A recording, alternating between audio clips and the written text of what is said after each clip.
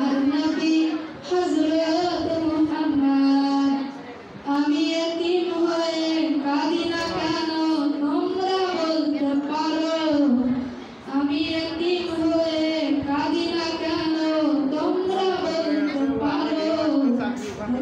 ছিলেন আমার নবী এতিম আমিও।